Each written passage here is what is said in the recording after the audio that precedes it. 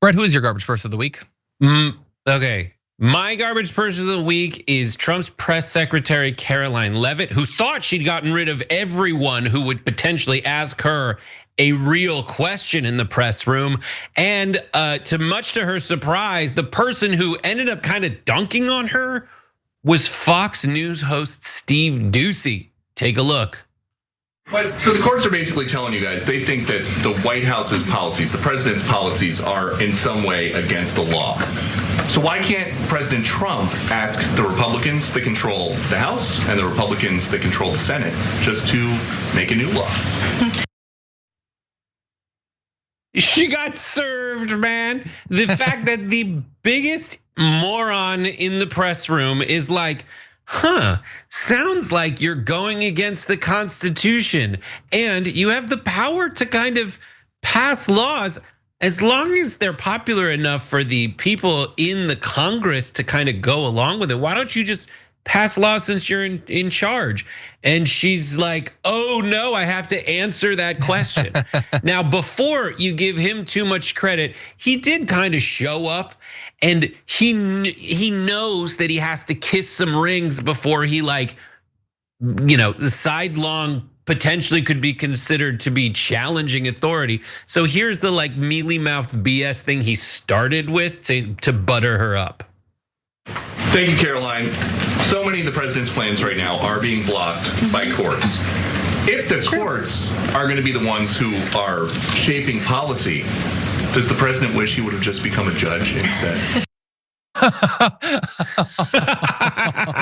He hired the judges, and he hired judges that he thought would go along with him. The judges did not go along with him because he's crazy, because he's doing stuff that is wildly not American, as we have all kind of accepted American to mean. Now, what did she say when faced with any resistance in the press room? Here is her answer to why doesn't he just, pass a law like presidents are supposed to?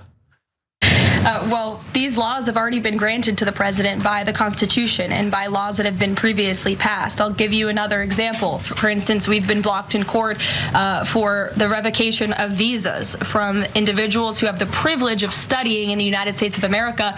Secretary of State Rubio has simply used his authority to revoke those visas, to revoke that privilege, and we've seen the courts try to block that. So if these judges want to be the Secretary of State or they want to be the president, they can run for office themselves. It should be the other way around. But all of the actions the president has taken rely on legal authorities that have already been granted to him by our nation's existing laws. So says you doink. But you know who so says not? The Supreme Court of the United States.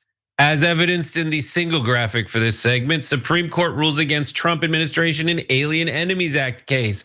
They have ruled against him. If they don't step in to defend him, that means they're cool with the previous court that blocked him.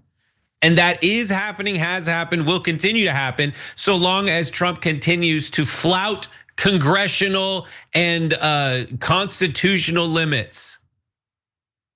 Yeah, morons. I don't know, John, what do you think of all that stuff? Yeah, the thing that she's referring to with Marco Rubio is the thing where if there's a person whose actions are so terrible that they're harming American foreign policy, their visa can be revoked. He's revoking visas for people writing an op-ed that nobody had seen until the visa was revoked. Literally no one had read. So again, what's the point of fact checking her? It's wild lies, wild hypocrisy. Doocy, who asked, I guess, a good question, his thing of I guess they're responsible for policy now. Again, did any of these Republicans ever stand up for the power of the presidency, the power of the executive branch? 4 years Joe Biden was president when courts were regularly striking things down that he had ruled. And by the way, you might think, well, yeah, but you don't do it now. Well, earlier this week, we were talking about the thing with the tariffs, and I was like, I think that they probably do have broad authority to regulate tariffs. There might be some threshold beyond which they can't.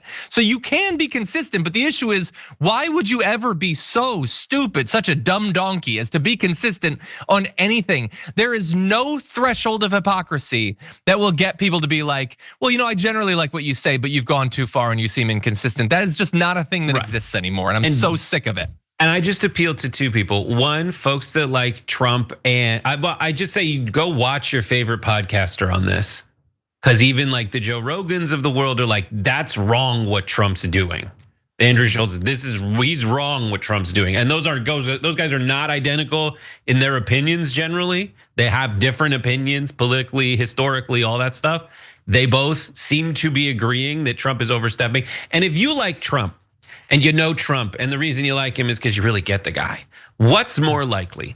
That he knows the constitutional frameworks and limits to his power and has concluded academically that he is in the right in this scenario, or that he just wants to do this totally insane thing and he's gonna lie till he gets it? Yeah.